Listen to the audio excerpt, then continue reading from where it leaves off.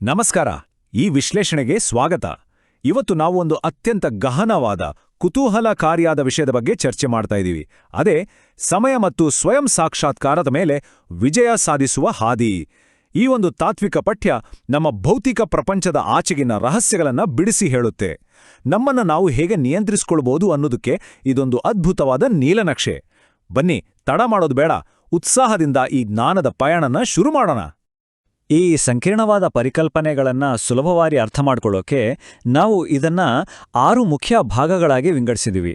ಮೊದಲನೇದಾಗಿ ಅಂತಿಮ ಆಧ್ಯಾತ್ಮಿಕ ಪ್ರಯಾಣ, ಆಮೇಲೆ ಲೌಕಿಕ ಮತ್ತು ಆಧ್ಯಾತ್ಮಿಕ ತಂದೆಯ ನಡುವಿನ ವ್ಯತ್ಯಾಸ, ಮೂರನೇದಾಗಿ 5000 ವರ್ಷಗಳ ಬ್ರಹ್ಮಾಂಡದ ಚಕ್ರ, ಆತ್ಮದ ಪ್ರಯಾಣ, ಸಮಯ ಮತ್ತು ಸ್ವಯಂ ಮೇಲೆ ವಿಜಯ, ಮತ್ತು ಕೊನೆಯದಾಗಿ ಅಚಲವಾದ ಸಂತೋಷವನ್ನ ಹೇಗೆ ಸಾಧಿಸೋದು ಅನ್ನೋದನ್ನ ನೋಡೋಣ. ಹಾಗಾದ್ರೆ ಮೊದಲನೇ ವಿಭಾಗಕ್ಕೆ ಹೋಗೋಣ. ಅಂತಿಮ ಆಧ್ಯಾತ್ಮಿಕ ಪ್ರಯಾಣ, ಆಂತರಿಕ ಯಾತ್ರಿಕನ ಜಾಗೃತಿ. ಇವತ್ತಿನ ಪ್ರಪಂಚದಲ್ಲಿ ಮನುಷ್ಯರು ಪಡ್ತಾ ಇರೋ ದುಃಖಗಳಿಗೆಲ್ಲ ಮೂಲ ಕಾರಣ ಏನು ಗೊತ್ತಾ? ಈ ಪಠ್ಯದ ಪ್ರಕಾರ ಅದುವೇ ದೇಹಾಭಿಮಾನ, ಅಥವಾ ಕೇವಲ ಭೌತಿಕ ದೇಹದ ಮೇಲಿನ ಅರಿವು. ಇದಕ್ಕೆ ಪರಿಹಾರ ಏನಂದ್ರೆ, ಈ ಭೌತಿಕ ಅರಿವಿನಿಂದ ಆಧ್ಯಾತ್ಮಿಕ ಅರಿವಿನ ಕಡೆಗೆ ಶಿಫ್ಟ್ ಆಗೋದು. ಇದನ್ನೇ ಅವರು ಆತ್ಮಿಕ ಯಾತ್ರಿಕರಾಗೋದು ಅಂತ ಕರೆಯೋದು. ಸಾವಿರಾರು ವರ್ಷಗಳ ಆಧ್ಯಾತ್ಮಿಕ ಅವನತಿಯಿಂದ ಹೊರಬರೋಕೆ ಇದೊಂದೇ ದಾರಿ ಅಂತ ಈ ಮೂಲಪಠ್ಯ ಸ್ಪಷ್ಟವಾಗಿ ಹೇಳುತ್ತೆ. ಮುಂದಿನ ವಿಭಾಗ 2, ಲೌಕಿಕ ಮತ್ತು ಆಧ್ಯಾತ್ಮಿಕ ತಂದೆ. 2 ರೀತಿಯ ಆಸ್ತಿಗಳ ಬಗ್ಗೆ ನೋಡೋಣ. ಇದು ನಿಜಕ್ಕೂ ಒಂದು ಇಂಟ್ರೆಸ್ಟಿಂಗ್ ಕಾನ್ಸೆಪ್ಟ್. ನಮ್ಮ ಭೌತಿಕ ಜೀವನಕ್ಕೂ ಶಾಶ್ವತವಾದ ಆಧ್ಯಾತ್ಮಿಕ ಜೀವನಕ್ಕೂ ಇರೋ ವ್ಯತ್ಯಾಸನ ಇದು ಅದ್ಭುತವಾಗಿ ತೋರಿಸುತ್ತೆ. ನೋಡಿ, ಲೌಕಿಕ ತಂದೆ ನಮಗೆ ಆಸ್ತಿ ಕೊಡ್ತಾರೆ ನಿಜ, ಆದ್ರೆ ಅದು ಕೇವಲ ಈ ಒಂದು ಜನ್ಮಕ್ಕೆ ಮಾತ್ರ ಸೀಮಿತ. ಆದರೆ ನಿರಾಕಾರ ಶಕ್ತಿಯಾದ ಆ ಆಧ್ಯಾತ್ಮಿಕ ತಂದೆ ನಮಗೆ ಕೊಡೋ ಆಸ್ತಿ ಇದೆಯಲ್ಲ, ಅದು ಬರೋಬ್ಬರಿ 21 ಜನ್ಮಗಳವರೆಗೆ ಬರುತ್ತೆ ಅಂತ ಪಠ್ಯದಲ್ಲಿ ವಿವರಿಸಲಾಗಿದೆ. ಲಿಟ್ರಲಿ ಇದೊಂದು ಅನ್ಲಿಮಿಟೆಡ್ ಆಸ್ತಿ ಅಂತಾನೆ ಹೇಳಬಹುದು. ಈಗ ವಿಭಾಗ 3, 5000 ವರ್ಷಗಳ ಚಕ್ರ. ಇದನ್ನ ಬ್ರಹ್ಮಾಂಡದ ನಾಟಕ ಅಂತಲೇ ಕರಿಬೋದು. ಈ ತತ್ವಜ್ಞಾನದ ಪ್ರಕಾರ ಇಡೀ ಬ್ರಹ್ಮಾಂಡದ ಇತಿಹಾಸ ಅಂದ್ರೆ ಅದೊಂದು 5000 ವರ್ಷಗಳ ಸುದೀರ್ಘವಾದ ಸೈಕಲ್. ಇದರಲ್ಲಿ 4 ಸಮಾನವಾದ ಯುಗಗಳಿವೆ. 16 ಕಲೆಗಳ ಸಂಪೂರ್ಣ ಪವಿತ್ರವಾದ ಸತ್ಯಯುಗದಿಂದ ಈ ಸೈಕಲ್ ಸ್ಟಾರ್ಟ್ ಆಗುತ್ತೆ. ಆಮೇಲೆ 2 ಕಲೆಗಳು ಕಮ್ಮಿಯಾಗೋ ತ್ರೇತಾಯುಗ, ಅದಾದ್ಮೇಲೆ ಎಲ್ಲಿಂದ ದೇಹಾಭಿಮಾನ ಶುರುವಾಗುತ್ತೋ ಆ ದ್ವಾಪರ ಯುಗ ಬರುತ್ತೆ. ಕೊನೆಗೆ ಸಂಪೂರ್ಣವಾಗಿ ಅವನತಿಯ ಹಂತ ಅಂದ್ರೆ ಕಲಿಯುಗ. ಪೂರ್ತಿ ಶುದ್ಧತೆಯಿಂದ ಹಿಡಿದು ಸಂಪೂರ್ಣವಾಗಿ ತುಕ್ಕು ಹಿಡಿಯೋವರೆಗಿನ ಇಳಿಕೆಯನ್ನ ಇದು ಮ್ಯಾಪ್ ಮಾಡುತ್ತೆ. ಈ ಇಡೀ ಪ್ರಕ್ರಿಯೆನ ಮೂಲ ಪಠ್ಯದಲ್ಲಿ ಅವನತಿಯ ಮೆಟ್ಟಿಲುಗಳು ಅನ್ನೋ ಒಂದು ಸೂಪರ್ ಆದ ರೂಪಕದ ಮೂಲಕ ವಿವರಿಸಿದ್ದಾರೆ. ಅಂದ್ರೆ ಮೇಲ್ಭಾಗದಲ್ಲಿ ಸತೋಪ್ರಧಾನ, ಅತ್ಯುನ್ನತ ಶುದ್ಧತೆ ಮತ್ತು ಆರೋಗ್ಯದ ಹಂತದಿಂದ ಇದು ಶುರುವಾಗುತ್ತೆ. ಕೆಳಗೆ ಇಳಿದಂತೆ ಆತ್ಮದಲ್ಲಿ ಬೆಳ್ಳಿ ಮತ್ತು ತಾಮ್ರದ ಗುಣಗಳು ಮಿಕ್ಸ್ ಆಗ್ತಾ ಸತೋ ಮತ್ತು ರಜೋ ಹಂತಗಳಿಗೆ ಕುಸಿಯುತ್ತೆ. ಫೈನಲ್ ಆಗಿ ತಮೋಪ್ರಧಾನ ಹಂತಕ್ಕೆ ಬಂದು ನಿಲ್ಲುತ್ತೆ. ಅಂದ್ರೆ ಕಬ್ಬಿಣ ತುಕ್ಕು ಹಿಡಿದಂತೆ ಟೋಟಲ್ ಡಿಗ್ರೇಡೇಷನ್. ಒಟ್ಟಿನಲ್ಲಿ ಹೇಳೋದಾದ್ರೆ ಇಡೀ ಮನುಕುಲ ಸುಖಧಾಮದಿಂದ ದುಃಖಧಾಮಕ್ಕೆ ಹೇಗೆ ಬಂತು ಅನ್ನೋದನ್ನ ಇದು ಕಣ್ಣಿಗೆ ಕಟ್ಟಿದ ಹಾಗೆ ವಿವರಿಸುತ್ತೆ. ಸರಿ, ಈಗ ವಿಭಾಗ 4ಕ್ಕೆ ಬರೋಣ. ಆತ್ಮದ ಪ್ರಯಾಣ ಅಂದ್ರೆ ಈ ನಾಟಕದಲ್ಲಿನ ಪಾತ್ರಧಾರಿಯ ಬಗ್ಗೆ. ಈ ಬೃಹತ್ ಸೈಕಲ್ನ ಮ್ಯಾಕ್ರೋ ಲೆವೆಲ್ನಿಂದ ಸ್ವಲ್ಪ ಮೈಕ್ರೋ ಲೆವೆಲ್ಗೆ ಬರೋಣ. ಈ ಇಡೀ ಫಿಲಾಸಫಿಯ ಹೀರೋ ಯಾರು ಅಂದ್ರೆ ಅದುವೇ ವೈಯಕ್ತಿಕ ಆತ್ಮ. ಪಠ್ಯದಲ್ಲಿ ಹೇಳೋ ಹಾಗೆ ಆತ್ಮ ಅನ್ನೋದು ನಮ್ಮ 2 ಹುಬ್ಬುಗಳ ಮಧ್ಯೆ ಇರೋ ಕಣ್ಣಿಗೆ ಕಾಣಿಸದ ಒಂದು ಚಿಕ್ಕ ಮಿಣುಗುವ ನಕ್ಷತ್ರ. ಒಬ್ಬ ನಟ ನಾಟಕದಲ್ಲಿ ಹೇಗೆ ತನ್ನ ಕಾಸ್ಟ್ಯೂಮ್ಸ್ ಚೇಂಜ್ ಮಾಡ್ತಾನೋ ಅದೇ ತರಹ ಈ ಆತ್ಮ ಭೌತಿಕ ದೇಹಗಳನ್ನ ಬದಲಾಯಿಸ್ತಲೇ ಇರುತ್ತೆ.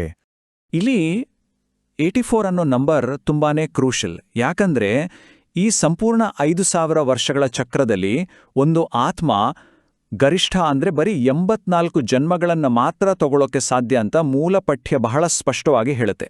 ಇಲ್ಲಿ ನಾವು ಗಮನಿಸಬೇಕಾದ ಮುಖ್ಯವಾದ ಪಾಯಿಂಟ್ ಅಂದ್ರೆ ಆದಿ ಮತ್ತು ಅಂತ್ಯದ ನಡುವೆ ಇರೋ ಅಜಗಜಾಂತರ ವ್ಯತ್ಯಾಸ. ಸತ್ಯಯುಗದಲ್ಲಿ ಆತ್ಮದ ಐಡೆಂಟಿಟಿ ದೇವತೆಯಾಗಿರುತ್ತೆ. ಅದರ ಗುಣ ಆತ್ಮಾಭಿಮಾನ, ಮತ್ತೆ ಜಗತ್ತು ಸಂಪೂರ್ಣವಾಗಿ ಸುಖದ ಪ್ರಪಂಚವಾಗಿರುತ್ತೆ. ಆದರೆ ಅದೇ ಆತ್ಮ ಕಲಿಯುಗದ ಹೊತ್ತಿಗೆ ಏನಾಗುತ್ತೆ? ಕೇವಲ ಮನುಷ್ಯನಾಗಿ, ದೇಹಾಭಿಮಾನಿಯಾಗಿ ಇಡೀ ಜಗತ್ತು ದುಃಖದ ಪ್ರಪಂಚವಾಗಿ ಬದಲಾಗ್ಬಿಡುತ್ತೆ. ಇದು ಸಾವಿರಾರು ವರ್ಷಗಳಲ್ಲಿ ಆದ ಮಾನವನ ಅವನತಿಯ ಕಠಿಣ ವಾಸ್ತವವನ್ನ ಎತ್ತಿ ತೋರಿಸುತ್ತೆ. ಬನ್ನಿ, ಈಗ ವಿಭಾಗ 5 ನೋಡೋಣ. ಸಮಯ ಮತ್ತು ಸ್ವಯಂ ಮೇಲೆ ವಿಜಯ. ಇದನ್ನ ಪ್ರಾಕ್ಟಿಕಲ್ ಆಗಿ ಹೇಗೆ ಮಾಡೋದು ಅಂತ. ಈ ಡಿಗ್ರೇಡ್ ಆಗಿರೋ ಸ್ಥಿತಿಯಿಂದ ವಾಪಸ್ ಮೇಲಕ್ಕೆ ಬರೋಕೆ ಪಠ್ಯ ಒಂದು ಸಿಂಪಲ್ ಆದರೆ ಪವರ್ಫುಲ್ ಮೆಥಡ್ ಕೊಡುತ್ತೆ. ಅದೇ ಮನ್ಮನಾಭವ. ಇದರಲ್ಲಿ 3 ಸ್ಟೆಪ್ಸ್ ಇದೆ. ಫಸ್ಟ್, ಸಂಪೂರ್ಣವಾಗಿ ದೇಹಾಭಿಮಾನವನ್ನ ಬಿಟ್ಬಿಡಬೇಕು. ಸೆಕೆಂಡ್, ನಮ್ಮನ್ನು ನಾವು ಕೇವಲ ಒಂದು ಸಣ್ಣ ಅವಿನಾಶಿ ಆತ್ಮ ಅಂತ ದೃಢವಾಗಿ ಫಿಕ್ಸ್ ಮಾಡ್ಕೋಬೇಕು. ಮತ್ತೆ ಥರ್ಡ್, ನಮ್ಮೆಲ್ಲ ಪಾಪಗಳನ್ನು ನಾಶ ಮಾಡಕ್ಕೆ ಆ ನಿರಾಕಾರ ಪರಮಾತ್ಮನನ್ನ ನಿರಂತರವಾಗಿ ನೆನಪು ಮಾಡಬೇಕು. ಈ ಪ್ರಾಕ್ಟೀಸ್ ಮಾಡಿದ್ರೆ ಸಾಕು, ಸಮಯ ಮತ್ತು ಸಾವಿನ ಮೇಲೆಯೂ ವಿಜಯ ಸಾಧಿಸಬಹುದು ಅಂತ ಈ ಪಠ್ಯ ಹೇಳುತ್ತೆ. ಈ ಇಡೀ ಆಧ್ಯಾತ್ಮಿಕ ಜರ್ನಿಯಲ್ಲಿ ಅಂತಿಮ ಗುರುವಿನ ಪಾತ್ರ ಮಾಡೋದು ಯಾರು ಅಂದ್ರೆ ಆ ನಿರಾಕಾರ ಪರಮಾತ್ಮ. ಆತನನ್ನ ಜ್ಞಾನದ ಸಾಗರ ಮತ್ತು ಇಡೀ ಸೃಷ್ಟಿಯ ಬೀಜರೂಪ ಅಂತ ಕರೆಯಲಾಗುತ್ತೆ. ಅಂದ್ರೆ ಸೃಷ್ಟಿಯ ಆದಿ, ಮಧ್ಯ ಮತ್ತು ಅಂತ್ಯದ ಟೋಟಲ್ ಸತ್ಯ ಗೊತ್ತಿರೋದು ಆತನೊಬ್ಬನಿಗೆ ಮಾತ್ರ. ಸಚ್ಚಿತ್ ಆನಂದ ಸ್ವರೂಪನಾಗಿರೋ ಆ ಪರಮಾತ್ಮನೇ ಈ ನಮ್ಮ ಕಂಪ್ಲೀಟ್ ಜರ್ನಿಗೆ ಮೇನ್ ಗೈಡ್. ಈಗ ಕೊನೆಯದಾಡಿ ವಿಭಾಗ 6, ಅಚಲವಾದ ಸಂತೋಷವನ್ನು ಸಾಧಿಸುವುದು. ಇದೇ ನಮ್ಮ ಅಂತಿಮ ಸ್ಥಿತಿ. ಈ ಇಡೀ ಆಧ್ಯಾತ್ಮಿಕ ಪಯಣದ ಅಲ್ಟಿಮೇಟ್ ಗೋಲ್ ಏನು ಅನ್ನೋದನ್ನ ಪಠ್ಯದ ಒಂದು ಅದ್ಭುತವಾದ ಸ್ಲೋಗನ್ ಮೂಲಕ ಅರ್ಥ ಮಾಡ್ಕೋಬಹುದು. ಜ್ಞಾನಪೂರ್ಣರಾಗಿ ವ್ಯರ್ಥ ಪ್ರಶ್ನೆಗಳನ್ನು ತ್ಯಜಿಸುವುದೆಂದರೆ ಸಮಯವನ್ನು ಉಳಿಸಿದಂತೆ. ನೋಡಿದ್ರ ಎಷ್ಟೊಂದು ಆಳವಾದ ಅರ್ಥ ಇದೆ ಅಲ್ವಾ? ನಮ್ಮ ಮನಸ್ಸಿನಲ್ಲಿರುವ ಗೊಂದಲಗಳನ್ನು ತೆಗೆದುಹಾಕೋದು ಮತ್ತು ಸುಮ್ಮನೆ ಪ್ರಶ್ನೆ ಮಾಡೋದನ್ನ ಬಿಡೋದು, ಇವೇ ನಾವು ಸಮಯವನ್ನು ಗೆಲ್ಲೋಕಿರೋ ಮೇನ್ ಕೀಲಿಗಳು. ಸುಮ್ಮನೆ ತಲೆ ಕೆಡಿಸ್ಕೊಳ್ಳೋದನ್ನ ಬಿಟ್ಟು ಅರಿವಿನ ಕಡೆಗೆ ಫೋಕಸ್ ಮಾಡೋದೇ ನಿಜವಾದ ಜ್ಞಾನ. ಈ ತರಹ ಉನ್ನತ ಸ್ಥಿತಿಗೆ ಏರಿದ ಆತ್ಮ ಹೇಗಿರುತ್ತೆ ಗೊತ್ತಾ? ಅವರು ಅತ್ಯುತ್ತಮ ಕೋಡ್ ಆಫ್ ಕಂಡಕ್ಟ್ ಫಾಲೋ ಮಾಡೋ ಮರ್ಯಾದಾ ಪುರುಷೋತ್ತಮರಾಗ್ತಾರೆ. ಅವರ ಮಾನಸಿಕ ಸ್ಥಿತಿ ಫುಲ್ ಕಾನ್ಸ್ಟೆಂಟ್ ಆಗಿರುತ್ತೆ. ಯಾರು ಏನೇ ಅಂದ್ರೂ ಶೇಕ್ ಆಗೋದಿಲ್ಲ. ಭೌತಿಕ ಸಂಪತ್ತು ಇದೆಯೋ ಇಲ್ವೋ, ಸ್ಟೇಟಸ್ ಇದೆಯೋ ಇಲ್ವೋ, ಈ ಯಾವುದರ ಮೇಲೂ ಡಿಪೆಂಡ್ ಆಗದ, ಯಾವತ್ತೂ ನಾಶವಾಗದ ಪರ್ಮನೆಂಟ್ ಖುಷಿಯನ್ನ ಅವರು ಮತ್ತೆ ಪಡಿತಾರೆ. ಇದೇ ಅಲ್ವಾ ನಾವೆಲ್ಲರೂ ಲೈಫಲ್ಲಿ ಅಚೀವ್ ಮಾಡಬೇಕು ಅನ್ಕೊಳ್ಳೋ ರಿಯಲ್ ಹ್ಯಾಪಿನೆಸ್. ಈಗ ಕೊನೆಯದಾಗಿ ಒಂದು ತುಂಬಾನೇ ಪ್ರಮುಖವಾದ, ನಮ್ಮನ್ನ ನಾವೇ ಕೇಳಿಕೊಳ್ಳಬೇಕಾದ ಪ್ರಶ್ನೆ ಇದೆ.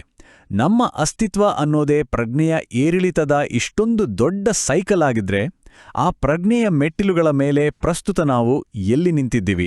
ನಮ್ಮ ಅರಿವಿನ ಮಟ್ಟ ಎಷ್ಟಿದೆ? ಖಂಡಿತವಾಗ್ಲೂ ಈ ಪ್ರಶ್ನೆ ನಮ್ಮನ್ನು ನಾವು ರಿಫ್ಲೆಕ್ಟ್ ಮಾಡ್ಕೊಳ್ಳೋಕೆ ತುಂಬಾನೇ ಸಹಾಯ ಮಾಡುತ್ತೆ.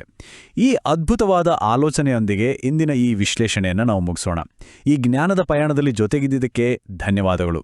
ಹೀಗೆ ಕಲಿಯುತ್ತೀರಿ, ಬೆಳೆಯುತ್ತೀರಿ.